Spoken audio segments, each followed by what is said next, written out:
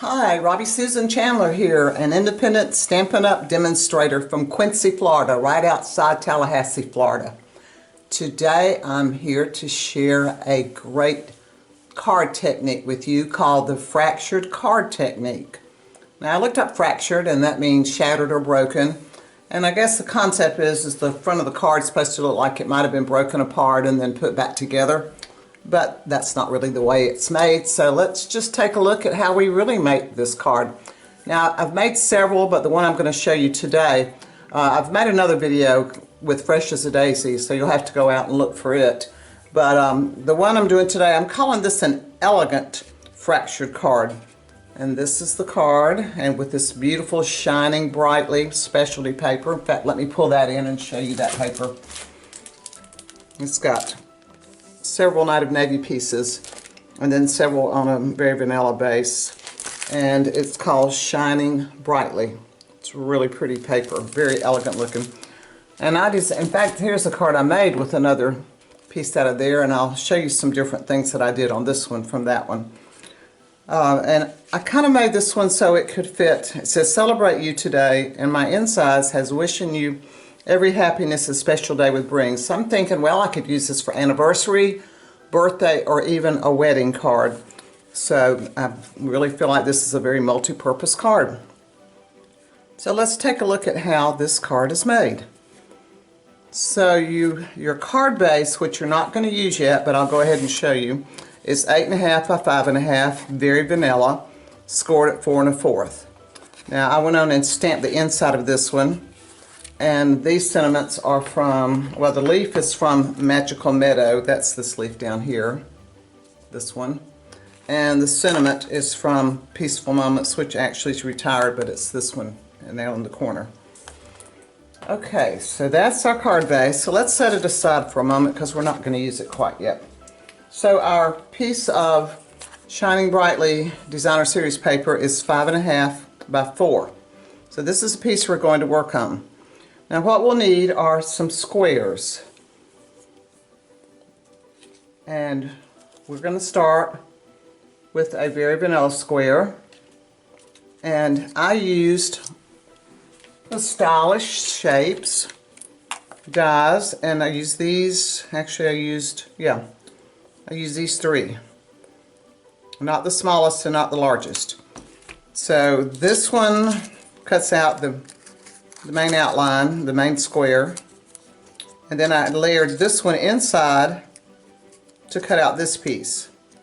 That way I didn't waste my paper, because this is going to be covered up, because we have a third square that's out of the distressed gold. In that beautiful paper, a distressed gold, and it's going to sit right on top of this hole and hide that hole.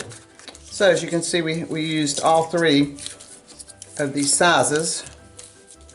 We had this one, and this one. Alright, now let's see what we do with those now that we've got our squares here. Let me get these out of the way. Alright, first thing we have to do is adhere or glue your very vanilla square down here. Now you could put it in the middle, but I chose to do offset a little bit. See, I have mine a little to the left because I wanted a little hole up here to put this butterfly. So you're going to glue that down. And then once you glue it down, you're going to take these gold strips. Now this is what I've done different from one card to the next. These strips are a 1/2 inch. No, I'm sorry, these strips are 1/4 of an inch. But these strips I put on this card are 3/8. And I felt like those were too wide. You see the difference? I think this card would look better if it had the narrow strips on it. But that's just my opinion. So you're going to glue this down, and then you're going to start gluing these you start right up next to that square and glue this going out. And I've done this step already on this card right here. So my square is glued down. Now you can just, I'm going to turn this over, you can just get right next to the edge and just snip that off. Or you can do all your sides and then come back and cut them off with a excuse me, paper trimmer. Alright, now there's two ways you can put your glue down. With this gold, you know you have to be very careful with foil, because if you get it on the front, it looks terrible and it's very hard to get off. If any of you have a good method of getting it off, please drop me a comment below and let me know, because we've tried several things. Tried alcohol, and that just basically took the gold off. It took the glue off, but it took the gold off too. Alright, so there's that piece, and I'm going to leave that for a minute and let it dry. And then we're going to add, and you just start where the gold ends every time, and you're just going to go around the square. And make sure you go all the way off, because when I was doing my class the other day, some people misinterpreted that and they cut their gold off right at the end of the corner there, which you don't want to do. You want to pull this right on off the edge. Alright, so far so good. I do have a little sticky finger, so let's try to get that off. Push that up a little. Alright, I'm going to flip this over, and I'm going to trim this one off. Get that out of the way. Make sure this one is stuck before I go trimming it. Yep, it's in the right place. You hold it on the back. Alright, trim it off. And it's a little bit easier if you do it on the back, because you can see exactly where to trim. Alright, one more piece. Let's put a little glue right here. Right off to the edge. And I'm thinking with the gold foil it might be better to put it on your DSP instead of trying to put it on the back of the gold and then chance turning it over and you have glue on your fingers and you know, all that stuff. Alrighty. I'll let that sit just a second. Get this piece burnished so I can, it's my card base and we're fixing to work with that. And I like to build up when I make a card. I could go ahead and put all these squares on the front, but I think it's easier if you build from the base up. So let's see, I want this up in the corner. And let's just put this piece down.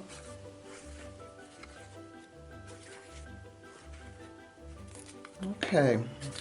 And you see me using the green and white glue, the Tombow multi-purpose.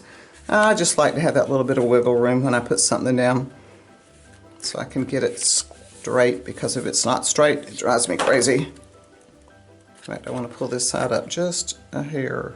There we go. Okay. Alright, so there's our card base. There's our fractured card technique. And now we're going to add the distressed gold piece right on top. Now this one I just went on and glued down flat because this distressed gold is not a real thick cardstock, and we could have used dimensionals, which I did use on another card, but I thought it might bend a little bit. And then on top of that, let's put our sentiment. Alright, here we go. Celebrate you today. Now I added a little distressed gold butterfly up in the corner, and he is actually from the Designer Tags die set, and that is current right now. Let's get you out of the way. And I like to glue just my butterfly bellies down, that way their wings are kind of you know, free, looks like they're flying around. So there, look at that. Was that quick, easy? If you were afraid to try the fractured card technique, don't be, because you see now how simple that was. And there's our gold inside. Isn't this an elegant card? Let me show you some other versions. Alright, here's a video I have previously made that you'll need to go look for, and this is with Fresh as a Daisy. And these two layers, I actually did put dimensionals on both of those to pop those up. And then here's the inside. And on the same line as that one, here's another one with the owl set. You see they're very similar.